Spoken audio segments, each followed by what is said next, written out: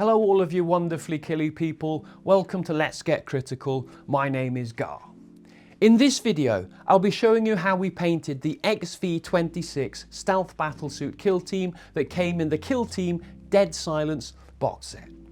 These critically quick series of painting guides have been designed to show you the colours we chose and the techniques we use when painting our models for the battle reports on our channel.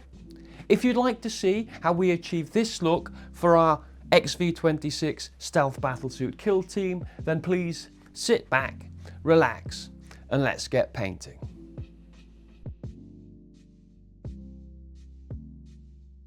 The first step in painting this model is to get some basing materials on the base. I want those to go dry and then put some PVA on them so that when I prime the model, they're all painted the same colour.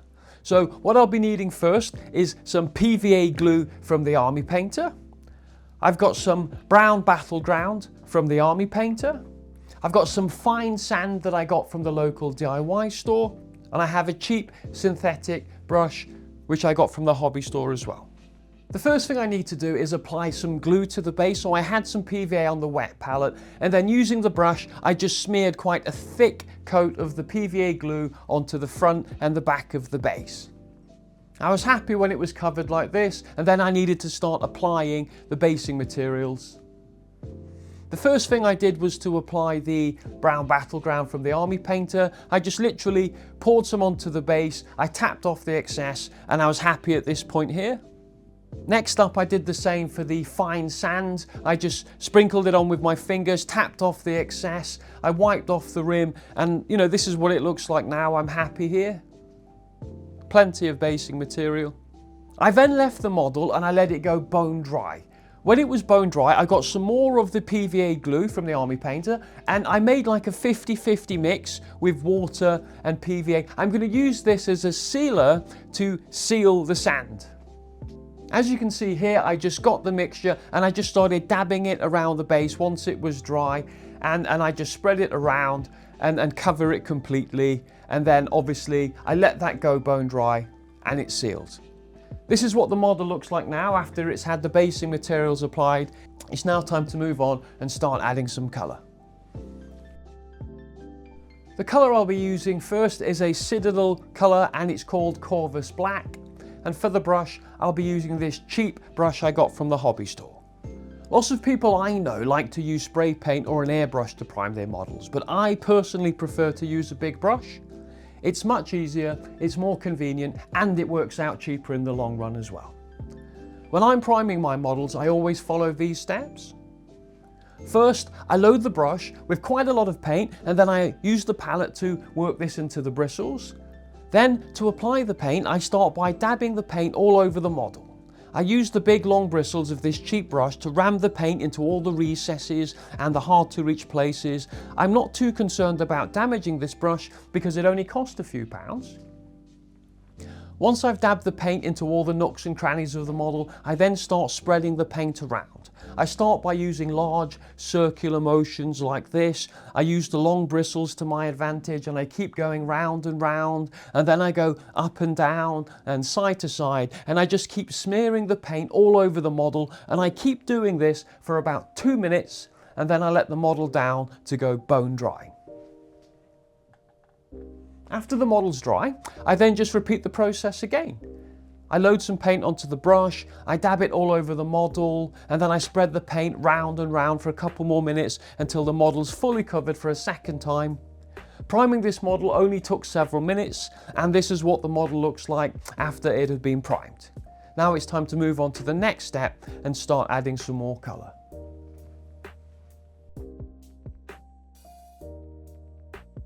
In this next step, I want to build up a camouflage pattern onto the armour of this model. Now, I'm going to be doing this using a technique we call stippling. This technique is great for building up a random effect and works brilliantly when doing camo style patterns. The brush I'll be using is a worn Army Painter Regiment brush. And the first colour I'll be using is a Citadel colour and it's called Skavenblight Dinge. What I want to do is just quickly guide you through the process I use when stippling. First, I always clean the brush and just make sure that the bristles are dry and it's ready to use. Then I need to get a small amount of paint onto the end of the brush like this. And then I need to start working that paint into the bristles of the brush. Then I need to start dabbing the paint onto the palette like this.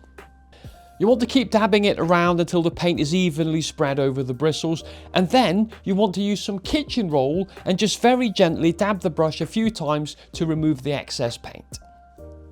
The next step is to apply the paint to the model, and what you do is just very gently start stippling the paint over the areas that you want to build the camo pattern onto. Here on this model, I'm going to be starting down here on the leg. I very gently, and using control stippler, as you can see here, look, just 1, 2, 3, 4, 5, and then I stop, and then I reload the brush, and then I start stippling again. And then I just repeat the process. 1, 2, 3, 4, 5, and then I stop stippling, and then I reload the brush again. I just keep repeating these, stippling and reloading processes until I've done the whole model. Here I'm only targeting like the legs and the chest, and I'm staying away from the armor, and then I just move on to the next color. The next color I'll be using is a Citadel color, and it's called Mechanicus Standard Grey.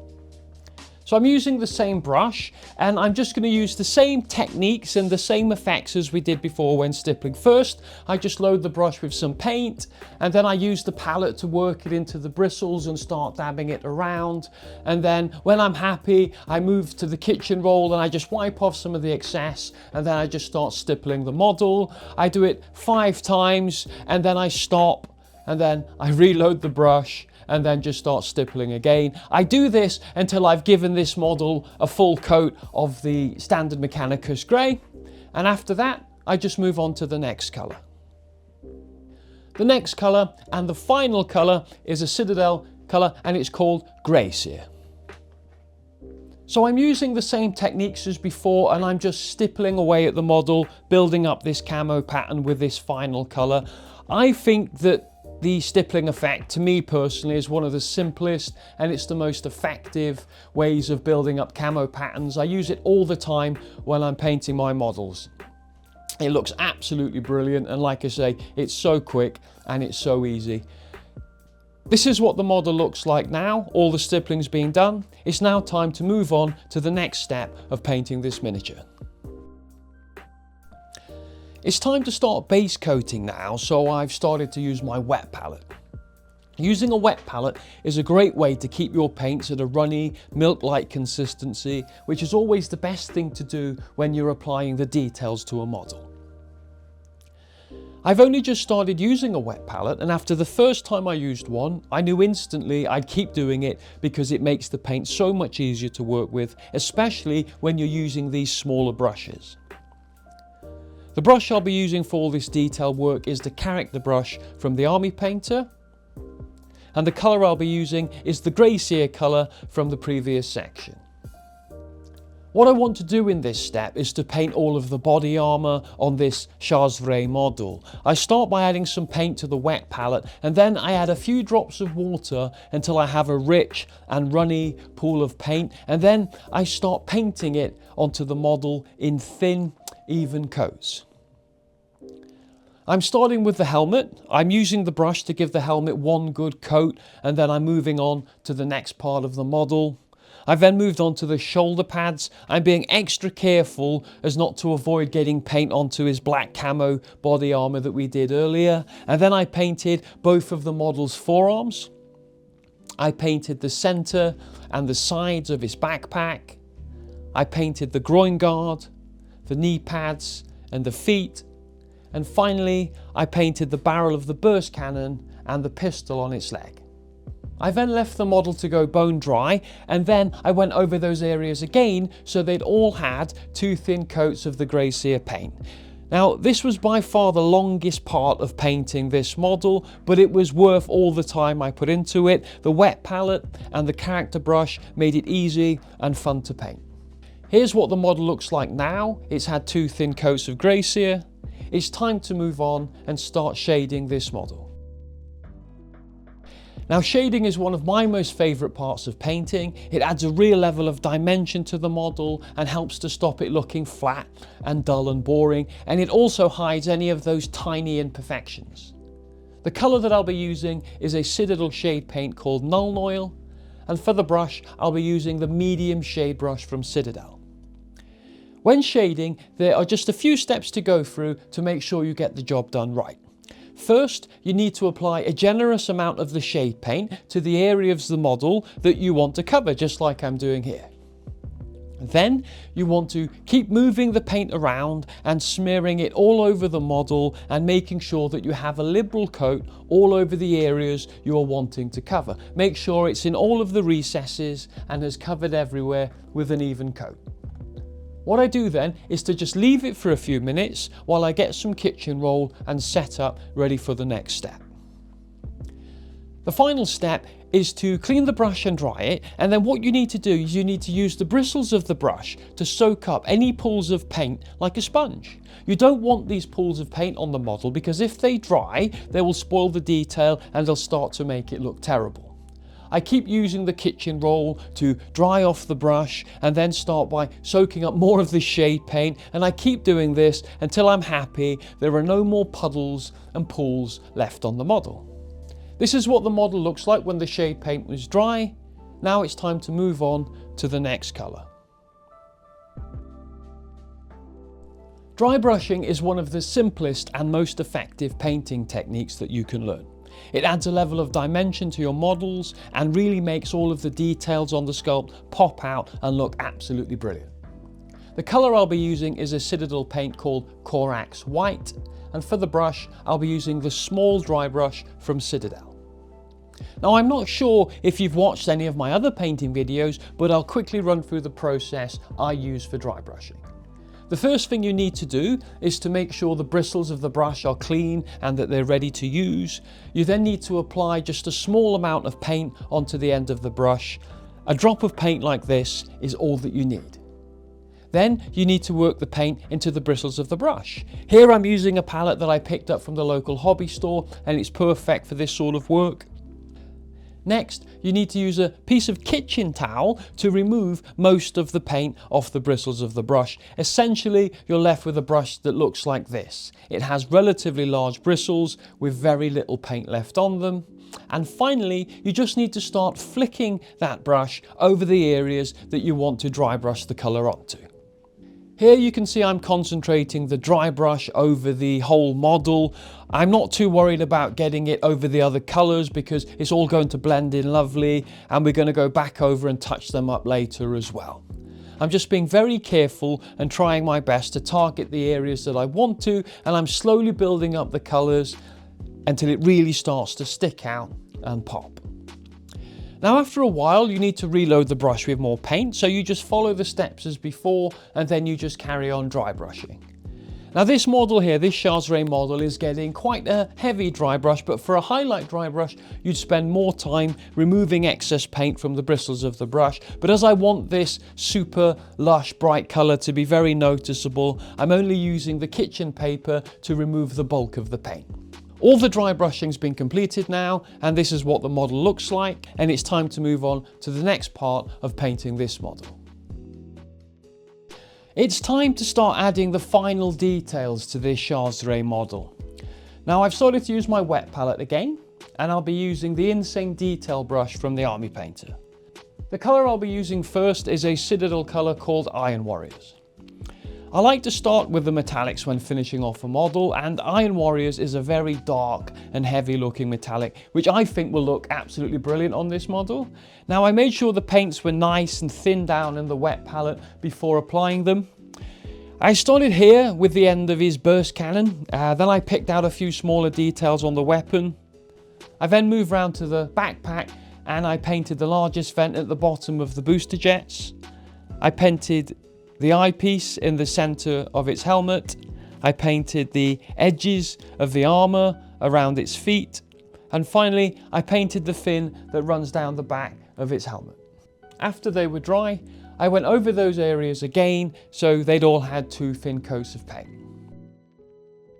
The colour I'll be using next is a Citadel colour called Mephiston Red. I want to use this colour to add some bright and vivid parts to the stealth suit. I only want to pick out a few details though, because too much will make the model look out of place. I started here painting the area underneath its eyepiece. I then moved down to the chest and painted this piece here in the centre. Then I painted the top parts here of the shoulder pads. And then I picked out just a few more tiny details. One here on the burst cannon, and then one here on a device underneath his left arm. And finally, I picked out a tiny piece here on the device attached to his backpack. Again, when they were dry, I gave those areas 2 thin coats and then moved on to the next colour. The next colour I'll be using for this model is a Citadel colour called Moot Green. Now this is a lovely bright vibrant green colour that has almost like a glow effect to it. I used this to highlight the eye in the centre of its eyepiece on its helmet.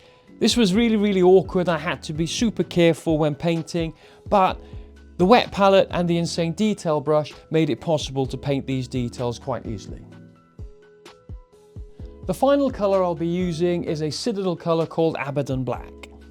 Now I'm using this just to paint round the trim of the base to tidy everything up and finish it off properly. This is the last paint I'll be using. It's on to the very last step before this model is finished and called battle ready. Now that all the detail work was finished, I went back to the Citadel shade paint called Nuln Oil. I went back to this Nuln Oil and just quickly gave all of those areas a very quick thin coat just to tone them down and to add some definition. Here's what the model looks like now all the painting work has been finished. I've had a great time painting this model and all of the other models in the kill team. I'm going to leave you with a final outro that will show you the other models in the XV-26 Stealth Battlesuit kill team. My name is Gar.